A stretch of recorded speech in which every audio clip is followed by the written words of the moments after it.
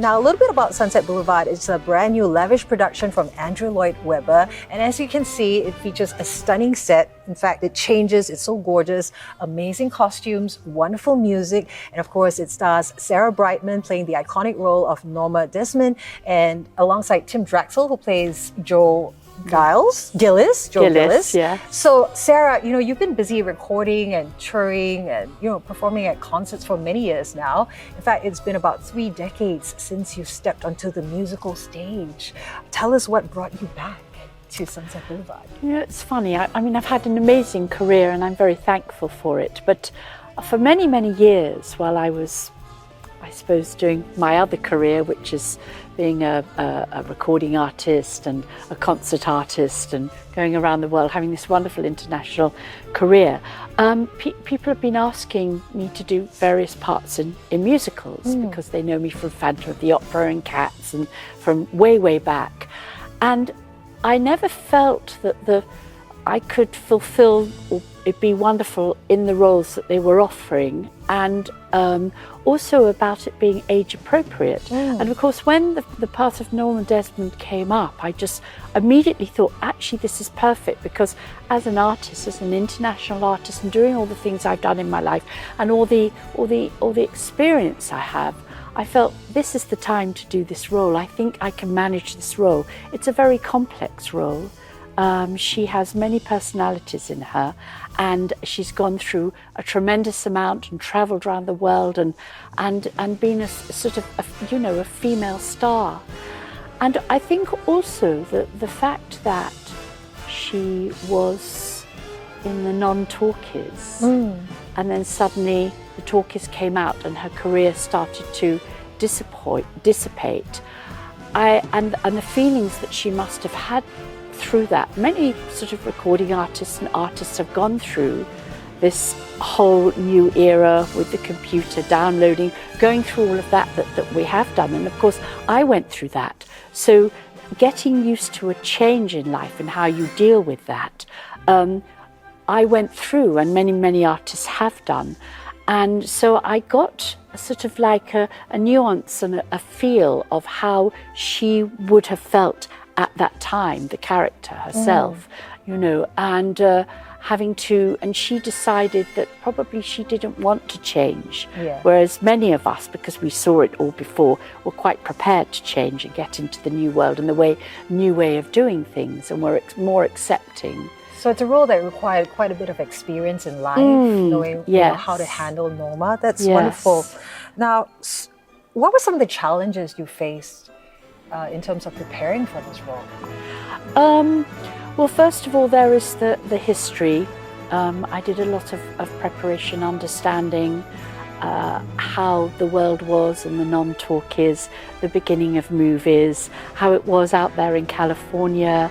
And actually it was very interesting because I found out that, and many people I'm sure that love the going back into history of movies, there were huge amounts of women directors that we used, which I thought was wonderful. And women were in charge of a lot of things as well. And so there was, and actually getting into the characters that then didn't move into the movie talkie era. And there were probably about 5 characters that the actual sort of Billy Wilder took from, that lived in these huge, beautiful homes that no one really heard of anymore, and they kept their lives going, and they were incredibly wealthy, and how they were. And actually 2 of the actresses actually did go crazy. And had mental problems and health problems and things. So that was very interesting to get into. Also just the preparation sort of mentally of how she would be in her home and having had this wonderful international career. So there was a huge, it's a very meaty role, there's a huge amount to get into. And also all the husbands and the boyfriend she had, and all of this, and how she was. I had to draw from a lot of history and a lot of other people as well, other characters, real life characters. How does playing Norma compare to the other iconic roles you've taken on, for example, Christine in Phantom of the Opera? they were ingenue roles because I did them a long time ago. So of course I could draw a little bit from that, because she's I would say I took a little bit from bipolar as well, sort of picking that kind of character and different personalities that she may have, sort of going through madness as well as she gets more and more distraught through the role. So that was very, very interesting to delve into. And did you split personalities? Right. So she does, I think there's something childlike, very childlike about her. So I was able to dip a little bit into the ingenue roles and the way of working from then. It seemed like you were having a lot of fun playing her yesterday, you know. Yes. And congratulations on a beautiful performance. I was at the matinee yesterday. Right. You had a beautiful packed house. There was a standing ovation. You did such a beautiful job capturing, you know, as you mentioned, that little childlikeness of Norma, which definitely came through and made it really fun to watch. Also got me wondering, you know, about what aspects of Norma's story do you find most relatable? There are so many things. I think as a woman, we can see a lot of touch points there. I think it's complex when you've had a very, very long career, especially from really being a child. I was able to actually take a little bit from my own life, and my first sort of job really in the theatre, whatever, I was only 11. And I was also what they call a competition child. I was competing in the arts since I was 3 years old. Wow. So you get into a mindset and your world is that. So then having to deal with times when you're not working, you're fearful of maybe things aren't going to turn out the way that you would like to, all the navigation you have to do, especially as a female artist, through the world and all the things you have to do. It's complex. Yeah. So I was able to use a lot of that, which was fun. Yeah, because you're drawing out from memories and how did I react to that? Was it a bad reaction? Because that's really good to use. It's really interesting. So there are lots of. In this role, there are lots of edges all of the time. She's up against edges. They're all in her own head, of course. Yeah. But so I've had a huge amount to sort of take from. Yeah, it's some beautiful storytelling. Yes. You know, in Sunset Boulevard. Is there a scene or a song that you look forward to performing each time? I think probably As If We Never Said Goodbye.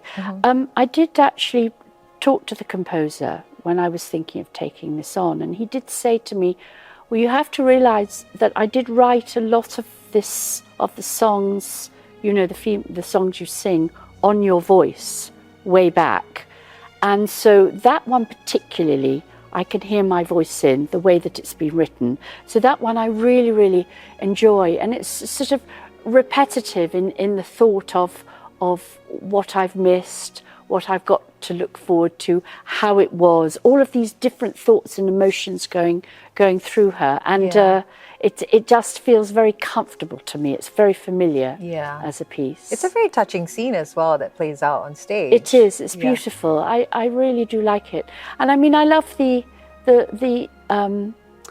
working with the Joe Gillis character as well, because having sort of sat and observed writers for so long, and you know, having lived with a composer and worked with producers and all of these people, it's really interesting to watch how that relationship plays out, and the closeness there, and everything that they're actually both going through. They're also both quite broken characters. Yes, they are. And so they find each other, which I love. Comfort in each other. Yes, exactly. It's a wonderful story. And it's a love story as well. I mean, I think he truly loves her, but at the same time, he knows that he has to move on and do other things, and she's much older than he is, and they come from sort of similar worlds but different worlds at the same time. So, and of course, there's a relationship with Max, who is her husband. Yeah. And it's a very, this actual production of it I find very beautiful, because it's incredibly tragic, but beautiful and poignant all at the same time, and everybody can see all the different emotions and things going on. There's quite a lot going on. It's touching, it's beautiful, it's a little bit crazy, there's the comedy, it's funny, you know, so it's all these emotions going on at the same time. So you never quite know what to expect, but you just get so drawn into it. But talking about working with, you know, the character Joe Gillis, that's Tim Draxel in real life. Yes. How did you build, had you known each other before the musical? How did you build that chemistry? Well, I liked, and Tim says he liked me, we liked each other immediately. It was actually really, really good casting, and that doesn't always happen. It's very hard for a director. They'll cast the people well, but they don't know how the chemistry will be ever. It's a bit, and it just worked right from the start. And I do remember sitting down with the director and with Tim, and I was very open about things. I said, Tim, I have acted, I've done plays and a couple of movies and whatever, but I said, acting, I don't know, I'm not sure if it's my strong point, my singing is my strong point. And he said, well, that's for me vice versa. He said, I've done, but he said, I don't know how singing, it's the longest role I've ever sung in. And, we actually found that we were really, really good at the thing that we thought we weren't going to be so good at. I became really, really strong in the acting. He's become really strong in the singing. So it's actually been a wonderful journey for us both. I couldn't tell those were the things you were struggling with. Well, we were worried about them, but and as soon as we started working together, those things just came up. We were very relaxed with each other and understood, which is good. It plays out beautifully on stage. Thank you. The sets and costumes, simply stunning. Is there a favorite costume that you have, one that you might possibly want to keep or hold on to even after all this is done? Do you know, I do love the Paramount. The mink coat? The coat, yes, with the white coat, and there's the dress. It's sad actually because I love the furry thing I wear around me and the hat, but the dress actually, as a dress, I did say to the designer, can you make me one of my own just like this? It's absolutely beautiful. I did actually a long time ago, I had a Christian Dior piece that was back in the 80s, but it was taken from a sort of like a early 50s design, which looked like it, but it's beading. You don't quite see it on stage, but its beading is beautiful and the shape is lovely as well. I was backstage earlier and I had a feel of it. It feels really lush. I want one too, just saying. I know. Just saying. Now, the themes in Sunset Boulevard are still relevant today, such as the desire for fame and power, especially on the social media front, right? People are vying for likes and attention. So what message do you hope audiences will take away from the show? Do you know, I always say I just love an audience to sit for 2 hours and be totally transported into the time that you've given to them, the history of it, the characters, the emotions. And I've really felt with this show that with the audiences that they have been transported and they walk out, as I said, it's a dark story, but at the same time they're enlightened by it and they're happy when they really think, I went to the theatre and I saw something really wonderful and really enjoyed myself. Because that's our job, is to entertain people and make them think about things. That is so true. I was lost in time for about 2 hours just watching you perform, and I think every member of the audience was holding on to every note that you sang as well. It was a wonderful time at the theatre. Now let's move on to your artistry, shall we? Your songs often convey very deep emotions, so how do you connect with the emotional content of the piece that you're performing? I work quite strongly, do a lot of my own A&Ring. I work with a particular producer on a lot of the songs that I do. It has, of course, it's a little bit like a painting. When you first see a painting, you just connect with it immediately. It makes you feel sad, it makes you feel happy, it makes you think, all of those different things. And when I'm listening through music, something has to do that to me. That's the first feeling I get. And I think with that comes something from me that knows that my voice will suit it and I'll be able to do it and bring something to it. So that's really the emotion I have. Yeah. It's quite a strange thing to try and explain, but you instinctively know deep inside that you feel, your DNA tells you that you're emotionally attached to this piece of music and you'll do it well. I can kind of sort of see it, like when you perform Pieyesu, it's like you're in a different realm, like, you know, mentally you're in a different space. Yes. And I feel drawn to that. Yes. Well, of course, I was lucky enough because the composer actually composed it for my voice, which is such a unique position and situation to be in. The same with all of the songs from Phantom of the Opera. I mean, it's very rare that one can, as a performer, can say that, because you're normally fitting yourself into something maybe that somebody else has done or wasn't written for you. I mean, that happens most of the time with older classical music. Yeah. And it's a very, very different feeling to when it's actually been written for you, for your voice. Wow. Yeah. Talking about your voice, how do you maintain it and how do you care for it after all these years? For me, you still sound amazing. Thank you. It is a continual thing. I mean, it's like being an athlete. You're in with the coaches, with the singing teachers. Even till the today? language. Oh God, yes. Wow. I mean, at home, you know, when even I do a lot of my lessons online now because I'm traveling so much. So I will work for, I don't know, 2.5 hours, just on working with the coach, and then when I come in here, I do an hour, and the hour isn't always singing. A lot of it is about body relaxation, getting the sort of like the body in preparation somehow, the thought process in preparation for something to be as perfect as it can be, because everything's live. So Yeah. and then when you do the scales and everything, you're in perfect alignment to do them, so they come out well. And then I come on stage and I do all the singing on stage. So you're trained like an athlete, really. You're ready to spring or do whatever it is that you have to do. I mean, that's really humbling to know, because, you know, I'm thinking like you've got such a rich, storied, you know, background in music and singing. I thought, you know, at where you are at this level, it's like, I got it. I nailed it. I had a cup Every of coffee time. and walk on. No, it really is not like that. Yeah. So your life, when you do these shows, your life is very much through your day is dedicated to have the right amount of sleep, eat the right things, focus, and so much. And also, you know, I do a huge amount of stretching so that my body feels ready to go. Yes.